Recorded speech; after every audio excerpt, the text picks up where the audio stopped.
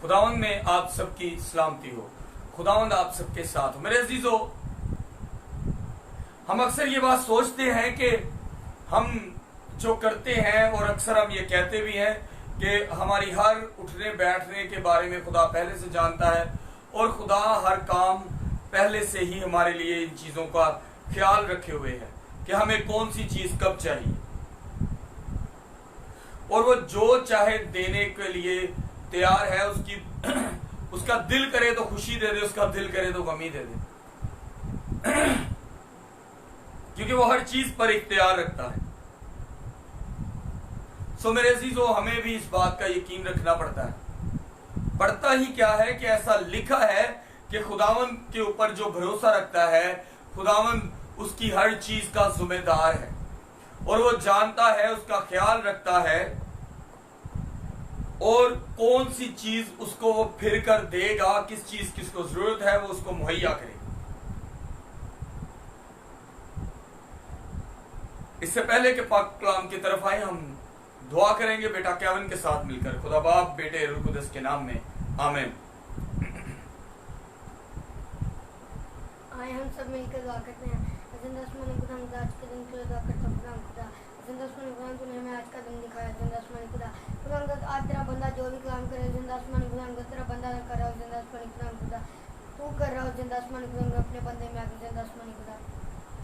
अपने तेरे बंदे को तेरे खून तेरे लहू में डिप करता हूँ खुदा। जितने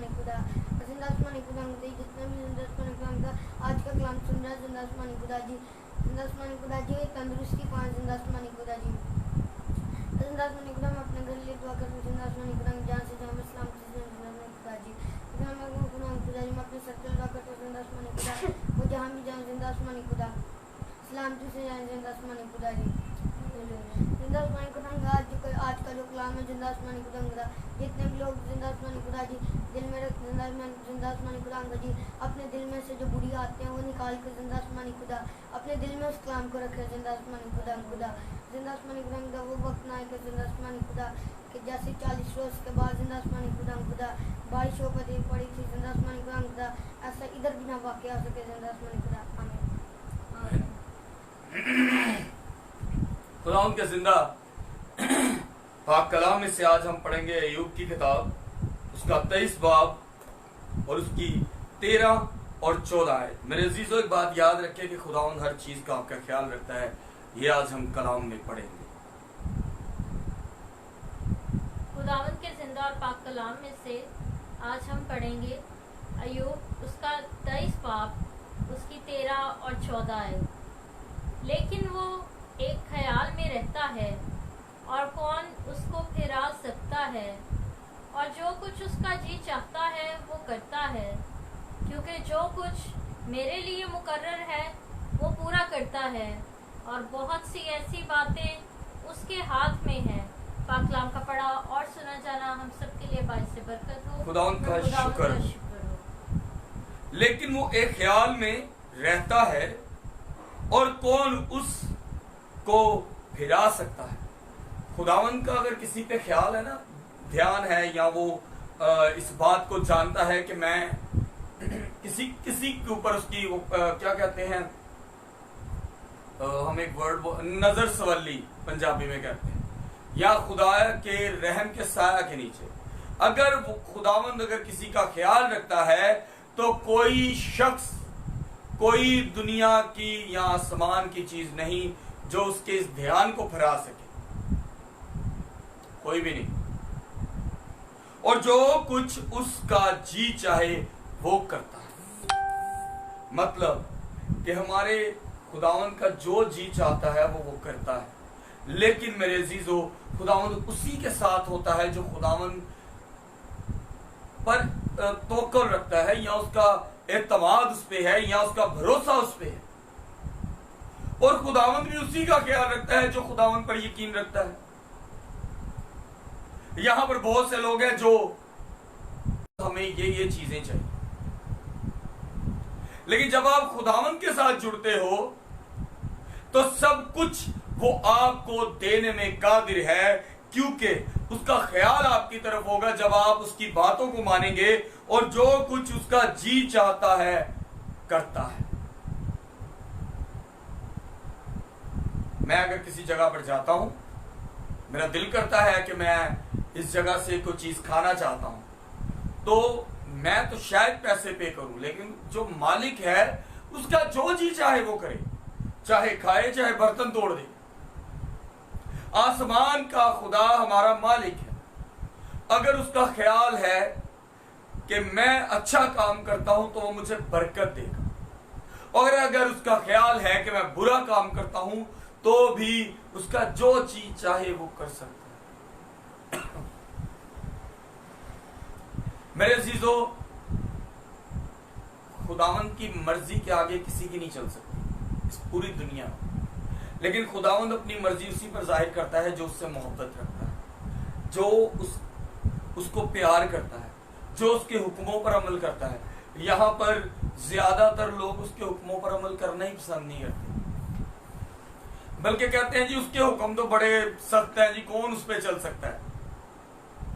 लेकिन जो उसके हुक्मों पर चलता है वो दुनिया की तमाम चीजें पाता है, बल्कि आसमान की बरकत भी हासिल करता है, क्योंकि खुदावन के हुक्मों पर चलना आसान नहीं, और जो उस कठिन रास्ते से, उस सुकड़े रास्ते में से निकल जाता है वो हमेशा के जिंदगी के चश्मे से पानी पीता है। Hallelujah, praise the Lord. मेरे अजीजों, 14 आयत में क्या खूबसूरत बात है, क्योंकि जो कुछ मेरे लिए मुकर्रर है वो पूरा करता है।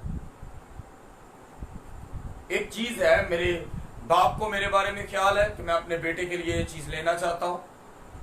उसके पास स्कूल जाता है, साइकिल नहीं। आज के दौर में तो साइकिल का नाम ही ना लें जी, बाइक नहीं। तो बाप अपने दिलो दिमाग में ये बात रखता है, उसके ख्याल में रहता है कि मैं अपने बेटे को ये चीज दूंगा, लेकिन नाफरमान बेटे के लिए वो यही सोचता है कि मैं इसको क्यों लेके दूं, क्योंकि ये कामयाब नहीं होने को, इसके ऊपर पैसा लगाने से बेहतर है मैं उस पर लगाऊं जो बच्चा कामयाब हो रहा है। इसी तरह खुदावंद अपने उसी बेटे से मोहब्बत करेगा जिसका वो ख्याल रखता है, और उसके लिए जो मुकर्रर किया उसको देगा। और अगर उसका ख्याल उसके लिए बुरा है तो भी जो मुकर्रर किया उसको देगा, वो सजा होगी। और अगर बच्चा अच्छा है तो वो मोहब्बत, प्यार और इनाम का हकदार होगा, क्योंकि यहां लिखा है और बहुत सी ऐसी बातें उसके हाथ में है। मतलब जो बेटा अपने बाप की बात मानता है, बाप उसको तोहफे में बहुत कुछ देता है, और जो बेटा अपने बाप की बात नहीं मानता उसके साथ उसका बाप सख्ती भी करता है। इसका मतलब कि बाप के इख्तियार में है कि वो किसी को जायदाद दे, बाप के इख्तियार में है कि वो उसको ना दे। आज के दौर में लोग अपने बाप की खिदमत या माँ की खिदमत क्यों करते हैं कि जिस घर में हम रहते हैं इसके वो मालिक हैं, और जब हम उस घर में रहते हुए अपने माँ बाप की इज्जत करते हैं तो इस बदन को भी खुदा का घर जानो और उसकी इज्जत करो। जब आप आसमानी बाप की इज्जत करोगे तो आपके बदन को वो सेहतमंद चीजों से नवाजेगा और आपकी दुनिया को भरपूर कर देगा। जिस दुनिया में आप रहना चाहते हो आपको हर चीज मुहैया करेगा, क्योंकि आप खुदावंद के हुक्मों पर अमल करते हैं। और बहुत सी ऐसी बातें उसके हाथ में है। मतलब खुशी गमी, दौलत और गुर्बत, बेरोजगारी और रोजगार, औलाद और बेऔलादी, बरकत और बेबरकती, इत्तफाक और ना इत्तफाकी। लेकिन जो इन तमाम चीजों में अच्छी चीजें हैं वो खुदावंद उसी को मुहैया करता है जो खुदावंद के साथ जुड़ता है। हमने अपने आप को खुदावंद को दिया, हमें खुदावंद पर फख्र है कि खुदावंद ने हमें अच्छी चीज दी। मैं खुदावंद के साथ जुड़ा। खुदावंद जिस तरह मूसा ने कहा कि मेरी आवाज और मेरे बोलने में ऐसी बात है कि मेरी फराउन जो है वो कहां सुनेगा, खुदावंद ने इसको हारून दे दिया कि ये तेरे साथ साथ रहेगी। मैं अगर आज यहाँ खड़ा हूं, कलाम करता हूं, मैं अक्सर कुछ चीजों में सोचता हूं कि मैं क्या करूं। मुझे खुदावन ने अच्छी बीवी दी, वो मेरे साथ बहुत सी बातें डिस्कस करती है। इसी तरह मेरे अजीजों, आप भी खुदावन के साथ जुड़ो जैसे मैं खुदावन के साथ जुड़ा हूं। और जब मैं खुदावन के साथ जुड़ा हूं तो मुझे खुदावन हर चीज की बरकत देता है, तो आपको क्यों ना दे।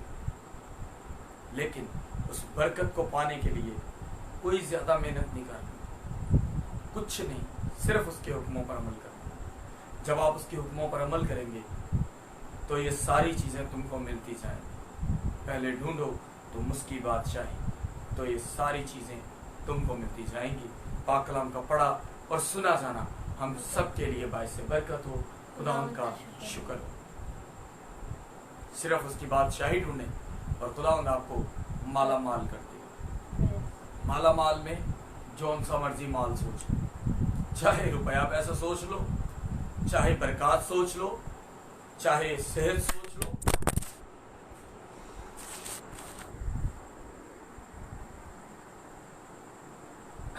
चाहे सेहत सोच लो, क्योंकि ये सारी चीजें तुमको मिलती जाएंगी। हम दुआ करेंगे।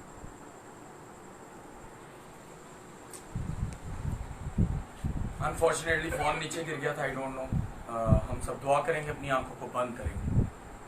हालेलुया। कदूस जिंदा आसमानी बाप तेरा शुक्र अदा करते हैं इस मौका और इस घड़ी के लिए।